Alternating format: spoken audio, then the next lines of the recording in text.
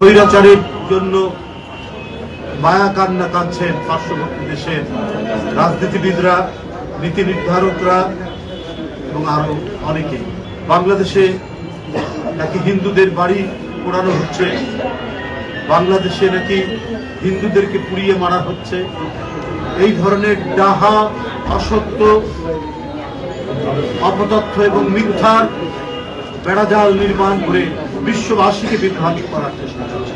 প্রতিদিন অপপ্রচারের যে কথাগুলো আমরা জানতে পারছি তাতে মনে হচ্ছে যে ভারত একটি গণতান্ত্রিক রাষ্ট্র বলে আমরা জানতাম, যে ভারত যেখানে সাংবিধানিক ধারাবাহিকতা রক্ষিত হয় বলে আমরা জানতাম, যে ভারতে অনেক জ্ঞানীগুণী মানুষের দেশ বলে আমরা জানতাম, সেই দেশটিকে এখন মনে হচ্ছে এখানে হিংস্র, ঘাতক এবং প্রচন্ড রক্ত পিপাসু মানুষরা সেখানে বাস করে।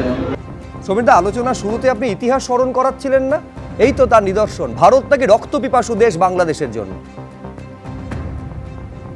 ভারতের বাংলাদেশের মাটিতে এখনো খুঁজলে আমাদের রক্তটা পাওয়া যাবে।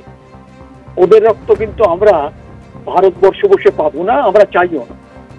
দ্বিতীয়ত, যেটা কি বলছে সেটা তাদের বক্তব্য। আমার মনে হয় যে টাইম ইজ রাইট নাও, যে আমাদের মাল্টিপ্রং স্ট্র্যাটেজি করতে হবে যাতে বাংলাদেশে এই যে মিথ্যাচার চলছে, আজকে তোমরা যদি দেখে থাকো যে একটা মিছিল বেরিয়েছিল, তাতে বলছে ভারতীয় আগ্রাসন। তাই যদি হতো তাহলে বাংলাদেশ হতো না, তাহলে আমরা বাংলাদেশে আমরাই নিয়ে নিতাম। যেটা ইন্দিরা গান্ধী কোনোদিন করতে চাইলে সেদিন আমরা করতে পারতাম, কিন্তু আমরা এইরকম ভাবে এনক্রোচমেন্ট কিংবা এরকম ভাবে করতে চাই না। আমরা প্রতিবেশী রাষ্ট্রকে যথাযোগ্য সমাদর দিই, যথাযোগ্য আমরা সম্মান দিই, কিন্তু তার অর্থেই নয় যে আমরা দুর্বল। বাট এখন আমাদের বোধহয় কিছু ভাবনা চিন্তার এসছে, যেটা সৌম্য একবার বলল যে ইন্দিরা গান্ধী যেটা করেছিলেন। আপনি এইটা বলতে চাইছেন, আপনি যেটা বলতে চাইছেন যে কোথাও না কোথাও একটা ধৈর্যের পরীক্ষা দিচ্ছে, একটা সৌজন্যের বার্তা ভারতের তরফ থেকে দেওয়া হচ্ছে, সেটারই কি সুযোগ দিচ্ছে? না, আমি সেটা বলতে চাইছি না। আমি বলছি যে এখন কতদিন আমরা এইভাবে চুপচাপ থাকবো? এখন টাইম এসে গেছে যে আমরা ওদের জায়গায় জবাব দিতে, যে তোমরা যে মিথ্যা ভাষণ করে যাচ্ছ, যে মিথ্যাচার করে যাচ্ছ, যেভাবে অনৈতিক ভাবে সব কোনো অত্যাচার করছো। গত পরশু ঋত্বিক ঘটকের বাড়ির মাটির সঙ্গে মিলিয়ে দিয়েছে, তার অপরাধটা কি ছিল? কিন্তু আমাদেরও তো সেই সঙ্গে প্রস্তুত হতে হবে যাতে ওদের এই মিথ্যাচারকে আমরা মুখের উপর জবাব দিতে পারি। আমাদের যে ডিপ্লোম্যাটিক প্রেশারটা, সেই ডিপ্লোম্যাটিক প্রেশারটাকে আরো অ্যাগ্রেসিভ করতে হবে, প্রত্যেক দেশে আমাদের পাঠাতে হবে। দ্বিতীয়ত, আমাদের যারা আসছেন কালকে, যে বিক্রম মিস্ত্রি, আমি খুব বেশি আশাবাদী নই, কিন্তু তার অর্থ এই নয় যে আমরা সবসময় একটা অ্যাগ্রেশনের মধ্যে থাকবো। কিন্তু we have to prepare ourself for any consequences, any kind of situation. কিন্তু আজকে আমি বলছি, এইভাবে ওরা বলছে, তার মধ্যে ওদের যে ওরা বলছে না, পাকিস্তান বলছে ওদের মুখ দিয়ে।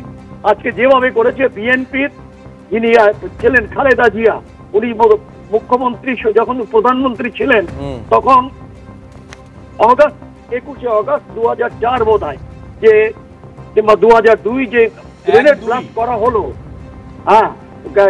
গ্রেনেড ব্লাস্ট করা হলো, যেখানে 24 জন মারা গেছে, 300-র উপরে ইনজোর্ড, এবং পার্মানেন্টলি আমাদের ওই খাসেনা কানে শুনতে পান না মেশিন ছাড়া।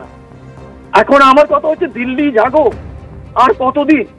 দিল্লির থেকে আমাদের এবং আমাদের সবাই, দেশ যখন কোন রকম নিরাপত্তায় আমাদের যদি কোন রকম খামতি থাকে, সেটা বের করতে হবে। আর দ্বিতীয়ত হচ্ছে, আমরা যেটা করি না কেন, ভারতবর্ষ যখনই কোনো যুদ্ধের সময় এসছে, ভারতবর্ষ এক, সেখানে কোনো দল নেই, কোনো ধর্ম নেই, কোনো রাষ্ট্র নেই। যেখানে আমরা ভারতীয়, আমাদের ভারত মাতার উপরে যদি কোন রকম ভাবে কেউ করে, আমরা তাকে ছাড়বো না।